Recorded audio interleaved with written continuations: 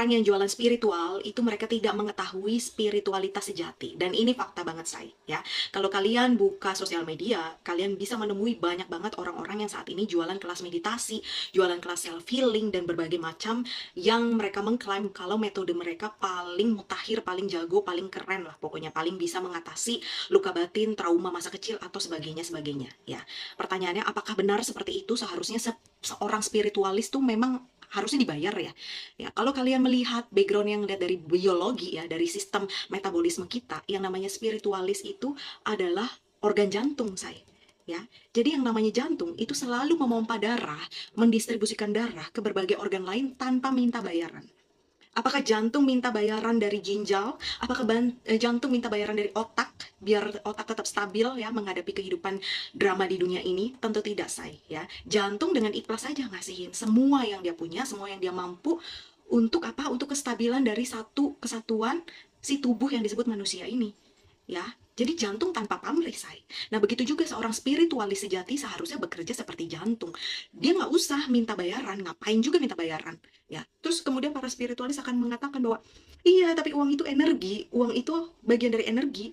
Kita kan barter energi, ya. Batu juga energi, say. Kenapa batu nggak jadi alat tukar? Karena tidak disepakati sebagai alat tukar, ya. Kesepakatan alat tukar saat ini adalah uang kertas atau uang logam, ya. Dan itu sudah diakui seluruh dunia. Kalau lu mau transaksional, lu pakai uang. Nah, sekarang pertanyaannya, apa bedanya para spiritualis ini dengan mereka-mereka yang mereka katanya anggap sebagai kelompok yang gak baik gitu ya, yaitu para elit global, yang para pengatur sistem lah, atau segala macam teori kontrasepsi di luar sana, ya. Apa bedanya dengan mereka? Sama aja. Pada akhirnya para spiritualis ini menerapkan hukum piramida, ya, menerapkan cara-cara para elit global ke dalam kehidupan spiritualis, ya. Apakah mereka spiritualis sejati? Menurut gue bukan, ya.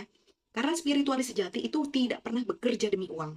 Ya, andai kata ada orang mau kasih uang ke mereka, itu mereka tidak akan mematok biaya tertentu. Ya, itu spiritualis sejati. Ya, kalau orang mau berdana atau beramal ke mereka, ya silakan aja, jadikan diri mereka sebagai ladang untuk tempat orang memberi. Ya, tapi jangan pernah patok harga, jangan pernah kasih, oh ya, lu mau berobat sama gue, mau self healing sama gue, bayar sekian. Lu pikir cuma orang yang punya duit aja yang perlu self healing? Enggak, say. Ya, banyak banget orang yang perlu dibetulin batinnya di luar sana. Dan kebanyakan orang-orang yang batinnya perlu bener itu adalah orang-orang yang nggak punya uang, ya, yang kaum-kaum marginal di luar sana gitu, ya.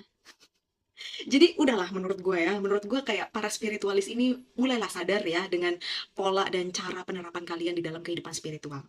Ya, jangan bawa-bawa selalu uang adalah energi, jadi kita barter energi. Nggak perlu, say, ya.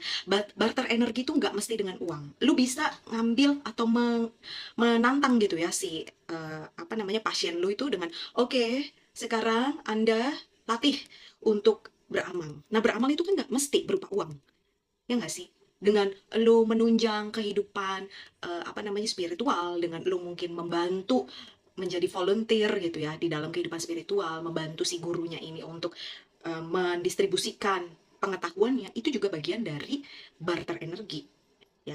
Jadi barter energi itu bukan soal tentang uang, ya. Ingat itu, catat itu ya, para